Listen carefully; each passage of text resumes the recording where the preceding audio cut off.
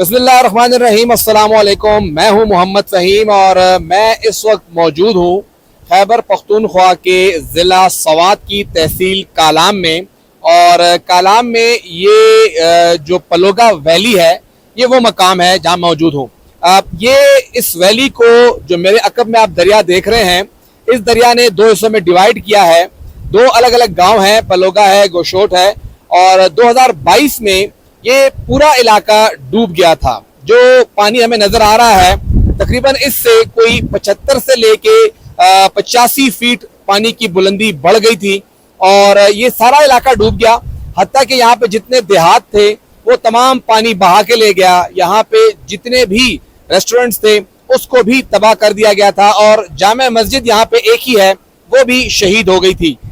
उसके बाद 2022 के बाद बहाली की बात होती है कि बहाली में क्या हुआ।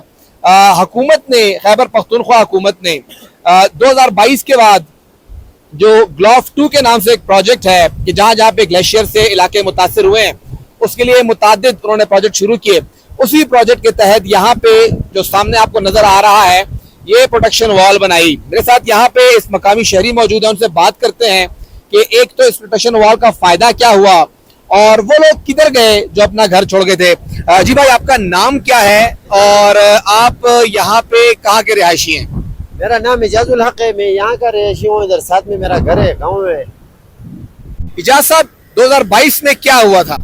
2022 में सैलाब आया था तो पानी ज्यादा हुआ था, पूरा गांव ले गया था। यहाँ पे जो ना ये बहुत टूरिस्ट का बहुत अच्छा पॉइंट है, ये जो पलोगा वैली है। तो यहाँ पे होटलें थी, मस्जिद था, दुकानें थी, बाजार था। तो 40 से ऊपर घर थे यहाँ पे।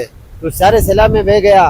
तो लोग जो पानी की ज्यादा होने की वजह से 2-3 दिन तो इधर पीछे जंगलों में बैठ गई। ऊपर से बारिश था तो उसमें अपना गुजारा चलाया। जब पानी कम हुआ उसके बाद आगे गांव उधर मुंतकिल हुआ। वहाँ पे उन्होंने अपना वो जितने उनके दिन गुजर गई वहाँ पे। उसके बाद ये जो हमारे लिए इधर ये प्रोजेक्ट आया है, उन्होंने ये दीवारें बनाई है हमारे लिए। मतलब आप ये कह रहे हैं कि जब यहाँ पे सैलाब आया तो यहाँ पे जितने लोग थे सब बेघर हो गए थे? सब बेघर हो गए थे, बिल्कुल सब बेघर हो गए। आप खुद भी बेघर हुए थे? बिल्कुल। हमारे घर थोड़ा नीचे है, उनसे ऊपर भी है। और कितने यहाँ पे घर होंगे जो उस वक्त तबाह हुए थे? वो मेरे ख्याल में 38 के 39 घरें तबाह हुई थी। 39 घर। और उसमें लोग कितने रहते थे? लोग तो 39 घर, यहाँ पे 39 घर इस तरह होते हैं कि एक घर में 4-5 फैमिली भी रहता है। अच्छा, तो इस तरह की होते हैं, कंबाइंड फैमिली सिस्टम है जी। तो अच्छा, ये जो आप रोड बता रहे हैं, आपने कहा यहाँ पे टूरिस्ट डेस्टिनेशन है, ये रोड जाती किस तरफ है? यानी कलाम सिटी से या कलाम शहर से कहा जाता है? से जो है ना मशहूर झील है आगे, महूडन झील। हाँ। जो पूरा पाकिस्तान में मशहूर है, एक सियाती जो है ना पॉइंट है। और साथ में आबशार भी आता है, तो बहुत बड़ा वाटरफॉल है, पहाड़ से गिरता है पानी। तो उसके बाद माउंटेन झील, सैफुल्ला झील, 2-3 झीलें हैं, वहाँ पे जा रहा है ये रोड। ये मेन रोड है। अच्छा, ये जो रास्ता है, जाहिर बात है जब लोग यहाँ से गुजरेंगे तो किसी कारोबार भी चलेगा। वो जो लोग यहाँ से बेघर हो गए थे, वो किधर गए फिर? तो उसमें जो लोगों के जो है ना घर बनाने के उनमें कोई अपना इनकम था, उन्होंने वापस अपना घर बनाया है। मतलब लोग वापस आ गए? वापस आ गई है। क्यों वापस आए? देखिए, एक जगह पे सैलाब आया, तबाही मच गई, कल को फिर सैलाब आएगा, तो लोग वापस क्यों आए? तो लोग तो इसलिए आए कि यहाँ पे हमारे लिए ये प्रोजेक्ट आया है, उन्होंने ये दीवारें लगाई है। तो इससे अंदाजा इस तरह लग गया कि मजबूत काम हुआ है। हमने खुद आके इधर इनको रोज आते जाते थे तो इनको देखा है काम जिस तरह कर रहा था, तो अच्छा काम किया है। तो लोगों ने अभी ये दीवारों को देख के जो है ना कि भाई अभी गांव बच जाएंगे। जब पानी जिस तरह ज्यादा आया था, ये उससे भी 5-6 फुट ऊपर दीवारें लगाई है। मतलब आप कह रहे हैं जो वो पहले बात हुई थी कि 70-75 फुट तक पानी चला गया था, तो उस पानी को ये कवर कर सकता है? कवर कर अच्छा, ये 2022 के बाद अभी कुछ दिन पहले भी एक ग्लेशियर फटा था, तो उस वक्त लोगों ने क्या किया यहाँ पे? उस वक्त लोग अपने घरों में था, निकला नहीं था, लेकिन डर था उसमें फिर भी क्या शायद पानी ज्यादा हो जाए, ये दीवार भी गिर ना जाए। लेकिन अल्लाह की फजल से बच गया। पानी का बहुत ज्यादा हुआ था, काफी ज्यादा हुआ था, 2-3 दिन चला उसी तरह।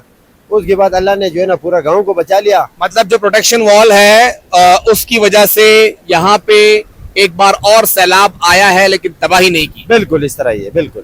अच्छा, यहाँ पे जो ये लोग हैं वो सारे वापस आके आबाद हो गए, यानी अभी टाइम लगेगा? नहीं, टाइम लगेगा। टाइम तो 2010 में सैलाब हुआ था, उसके बाद 2022 तक इस तरह लोग थे कि वो आके वापस अपने गांव आके 2-3 साल हुआ था, तो 8-10 साल तो इसमें लगेंगे क्योंकि इधर के लोगों के जो है ना सरमाया इतना नहीं होता है।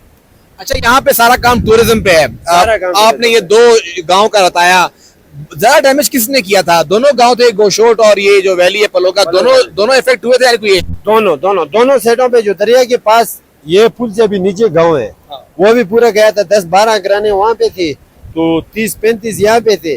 दोनों तरफ जो है ना उसने नुकसान किया है, काफी नुकसान किया है। पीछे भी यहाँ पे अभी ये भी पूरा बहुत बड़ा नुकसान किया है इधर। अच्छा, ये अगर हम देखें तो अभी आहिस्ता आहिस्ता यहाँ पे थोड़ी बहुत टूरिज्म दोबारा से बहाल हो रही है, तो मतलब लोगों को एतमाद बन रहा है यहाँ पे। जी बिल्कुल, इस तरह ये अभी आ रहा है मेहमान, तो रोड की हालत भी थोड़ा ठीक नहीं है, तो इसकी वजह से ज्यादा मेहमान तो रोड की वजह से, डर की वजह से नहीं आती है। तो रोड बन जाएगा इंशाल्लाह टूरिस्ट और यहाँ पे जो कंस्ट्रक्शन हो रही है, यानी जो मकामी लोग हैं वो अब दोबारा अपना कारोबार शुरू कर रहे हैं। बिल्कुल इस तरह ही है जी, कारोबार शुरू। थैंक यू, शुक्रिया। ये आपने सुना कि ये इलाका बिल्कुल ही ये समझिए कि सफास्ती से मिट गया था। जितने भी यहाँ पे घर थे, जो इस भाई ने बताया कि वो सारे के सारे वो बहा के ले गया था। सैलाब पानी किसी का रास्ता नहीं छोड़ता, अपना रास्ता नहीं छोड़ता, तबाही उसने की। लेकिन ये एक प्राइम एग्जाम्पल है कि हुकूमत ने और कुछ नहीं किया। हुकूमत ने इनको भारी सरमाया नहीं दिया, लेकिन हुकूमत ने इनके लिए यहाँ पे प्रोटेक्शन वॉल बना दी और इनको दोबारा तबाह होने से बचाया। और इस ग्लॉफ इवेंट के साथ जो ग्लॉफ 2 का प्रोजेक्ट है और फिर UNDP और खैबर पख्तूनख्वा हुकूमत ने इन्हें जब दोबारा तबाही से बचाया, तो इन्होंने खुद ही यहाँ पे अपनी बहाली शुरू कर दी है। और उस बहाली की वजह से यहाँ पे ना सिर्फ सयाहत दोबारा उठ रही है, बल्कि लोकल कम्युनिटी जो है उसको भी उठाने का मौका मिल रहा है। तो ये रिहेबिलिटेशन की जो बात होती है, अमूमी तौर पे सैलाब को सिर्फ एक इवेंट तक कवर किया जाता है, बाद में उन लोगों का क्या हुआ कोई नहीं देखता। तो इसीलिए आपके साथ ये वीडियो भी शेयर कर रहा हूँ कि किस तरह से तबाह हाल जगह दोबारा आबाद हो सकती है। और ये एक छोटी सी कोशिश है, ये छोटी सी प्रोटेक्शन वॉल है जो कि इस जानिब भी है और इस जानिब भी है, दोनों जानिब बनाई गई है। किस तरह इस प्रोटेक्शन वॉल ने दोबारा अरबों का नुकसान होने से बचाया है। और हुकूमत ने एक प्लानिंग के तहत इसको बनाया और जो मुतल्लिका इदारे थे उन्होंने ये काम किया। और यहाँ की आबादी 38 घर, हर घर में अगर 5 लोग भी रहते हैं तो जो हमें बताया गया एक एस्टिमेटेड फिगर है कि 150 के करीब घराने हैं जिनमें हजारों की आबादी रह रही है। उनके लिए ये एक बहुत बड़ा एक फायदा था कि किस तरह वो यहाँ से बचे और उन्होंने किस तरह अपनी जिंदगी दोबारा से यहाँ पे शुरू की। और खैबर पख्तूनख्वा की जो लोकल टूरिज्म है, यहाँ की टूरिज्म नेचुरल टूरिज्म है, यहाँ पे आप टूरिज्म बना नहीं सकते। यहाँ पे वादियाँ हैं, लोकल कल्चर है, लोकल खाने हैं, लोकल लोगों को स्टे करना है, उसकी बहाली के लिए इसने बहुत अहम किरदार अदा किया है। तो यहाँ पे जितना इन लोगों को प्रोटेक्शन दी जाएगी, सेफ किया जाएगा, बहाल किया जाएगा, उतना ही उनके लिए फायदा होगा।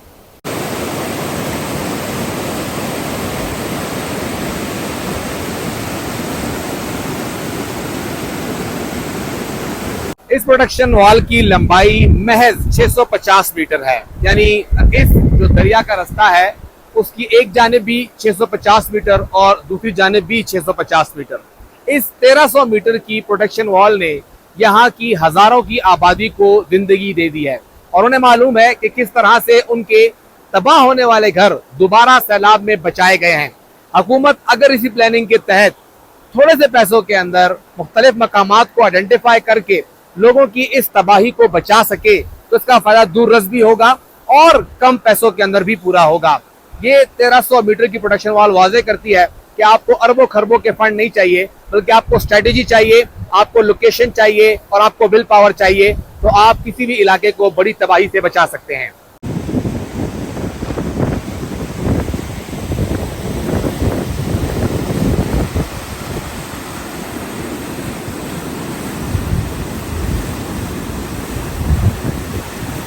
मैं इस वक्त मौजूद हूँ गबराल और उतरोड़ के बिल्कुल वस्त में और ये इलाका इसको कुसबेला कहते हैं।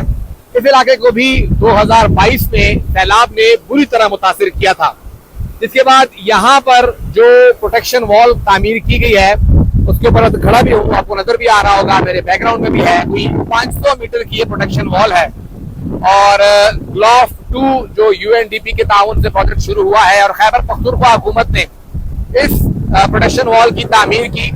इस तामीर से हुआ क्या और तबाही क्या हुई थी, ये जो आप मेरे अकब में देख रहे हैं, ये तमाम इलाके जो हैं, ये तकरीबन कोई 200 घराने बनते हैं और दरिया ने इन तमाम घरानों को तबाह कर दिया था। ये इलाका बिल्कुल मलियामेट हो गया था। ये जो मेरे अकब में है, ये यहाँ की वाहिद मस्जिद है जो तबाह हो गई थी, यहाँ पे थी नहीं। जब ये प्रोटेक्शन वॉल तामीर की गई, ये आप देख सकते हैं कि दरिया का जो रुख है वो इस प्रोटेक्शन वॉल की वजह से तब्दील कर दिया गया और अब ये दरिया जो है प्रोटेक्शन वॉल के साथ होता हुआ इसी प्रोटेक्शन वॉल के बाहर से गुजर के सीधा उस तरफ चला जाएगा। यानी इस प्रोटेक्शन वॉल की वजह से अंदर की तरफ पानी नहीं आएगा और जब यहाँ पानी अंदर नहीं आएगा तो दोबारा से यहाँ के लोगों ने अपनी आबादकारी खुद ही शुरू कर दी है और ये प्रोटेक्शन वॉल जो तकरीबन 500 फीट है, उस वजह से यहाँ पे लोगों को एक मरतबा फिर उम्मीद बनी है कि वो अपने घरों में दोबारा रह सकते हैं और घरों में रहना उन्होंने दोबारा शुरू कर भी दिया है। ये थोड़ी बहुत कंस्ट्रक्शन कर रहे हैं, ये मस्जिद दोबारा तामीर हो रही है। तो जैसे वहां पे पलोगा में एक छोटी सी प्रोटेक्शन वॉल ने 150 से जायद घरानों को सेव किया, यहाँ पे 200 से जायद घराने हैं, उन्होंने इसको महफूज किया है। तो ये एक बेहतरीन मिसाल है इन दोनों मकामात पर कि किस तरह से थोड़े से वसाइल के होते हुए भी आप मैक्सिमम जगहों पे लोगों को सेफ भी कर सकते हैं, प्रोटेक्ट कर सकते हैं और उनको वो जगह मिलेगी जहां पे वो महफूज रह सके। तो थोड़े से फंड और थोड़ी सी स्ट्रेटेजी वो आपको हेल्प आउट करती है यहाँ पे लोगों की जिंदगी भी महफूज करने के लिए, उनके जितने भी यहाँ पर वसाइल हैं उन्हें महफूज करने के लिए।